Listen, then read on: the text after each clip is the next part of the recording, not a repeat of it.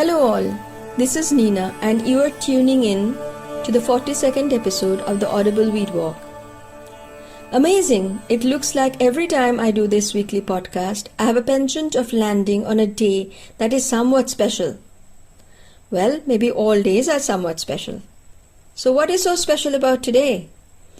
It seems it is the 21st day and the 21st week of the 21st year of the 21st century. Wow, someone thought about that and actually circulated it. You know where? Yes, WhatsApp.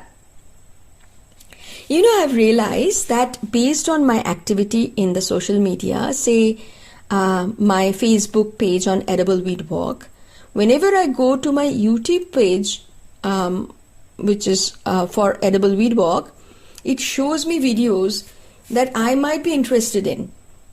Mostly I give it a pass. But a few days back, an audio conversation caught my eyes. This was taken in 2013. Exactly the year I had decided that I was going to make a coloring book of edible weeds and was looking for funds. In that year, a journalist called Tony Mitra, I've heard about him. He seems to be a common Facebook friend with many of my friends. He was in conversation with Dr. Debal Deb. The picture that caught my eyes was Dr. Debal Deb, an eminent scientist and researcher working on indigenous rice varieties, was standing with Dr. Ashish Ghosh. I have never worked with Dr. Ghosh per se, but he was sort of a mentor growing up, who had inculcated the interest in ecology in me. The talk was about golden rice. The yellow-colored magic GM grain. The GM stand for genetically modified. The golden rice was created by Ingo Potricus and Peter Baer, who became a sort of hero in a few years back in kind of technical biology world. They had added petunia, yes, the flower gene, to rice to make the rice enriched with vitamin A. The GM golden rice, it seemed, contained 33 micrograms or μg of vitamin A per 100 grams of rice. Very impressive, I must say. Despite the amazing feat, is it really necessary? Now you're thinking, is it still an Audible Weed Walk? What is the connection between genetically modified golden rice and weeds? How does it matter if it contains 33 micrograms of vitamin A per 100 grams of rice? Well, it turns out that it does. You see, as Dr. Deb pointed out in his talk, an average human being needs something between 600 to 1000 micrograms of vitamin A per day. If one depends on golden rice, one has to eat a lot of rice. Where would the rest of vitamin A come from? Dr. Deb points out that we need not spend space, time, energy and resources to grow GM rice. Instead, we can create awareness of the wild, weedy, uncultivated greens. He mentioned two, and I checked them out. One of them is Iphomia Aquatica. It is called water-spinach or sarkarai valli in Tamil, kolmi in Bengali, and kangkong in many of the Southeast Asian languages. Here in this region, this green can be found a couple of times a year. Now it is the tail end of one season. If you find it, please have it. It's quite wonderful. Even though the plant will be available during the rains, avoid it during the rains until the rain ends and you give it a gap of 10 to 12 days before you start eating. This wild green has 315 micrograms of vitamin A per 100 grams. Remember how much the GM rice has? Only 33. The other one he had mentioned is Taro or Colocasia esculenta, one of the oldest greens or tubers that is known to human. It exists across the globe and in all parts of this plant are eaten. leaf, stem, stolon, which is the part that connects one plant to the next one, and of course the tuber. It is called taro or cocoyam in English, Arbi in Hindi, sempekaranga in Tamil, and kochu or kosu in Bengali Assamese. Just the 100 grams of these leaves contain 1447, yes, 1447 micrograms of vitamin A and about 52 micrograms of vitamin C, which will be about 58% of the daily requirement. Imagine that. So much more vitamin A than the GM rice. Totally low-tech. Such is the power of the wild, uncultivated seasonal greens. Amazing, isn't it?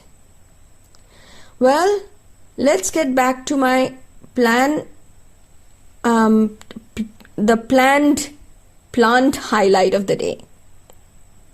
No, it won't be either water spinach or taro.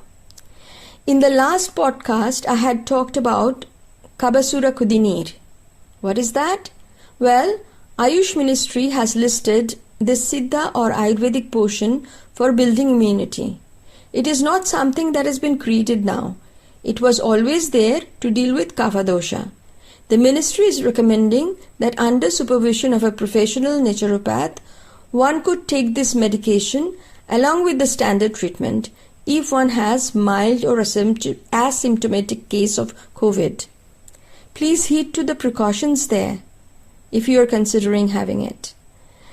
I went to the list of the 15 herbs that make the Kaba sura kudineer, and in the last podcast, which is the podcast number 41, I have listed the ones which you can find in your pantry, like the ginger and the clove, and a few that grows around here, but they are not edible. But I had focused on the ones that grows around here, most places in the summer, and which are mostly wild, weedy, and edible.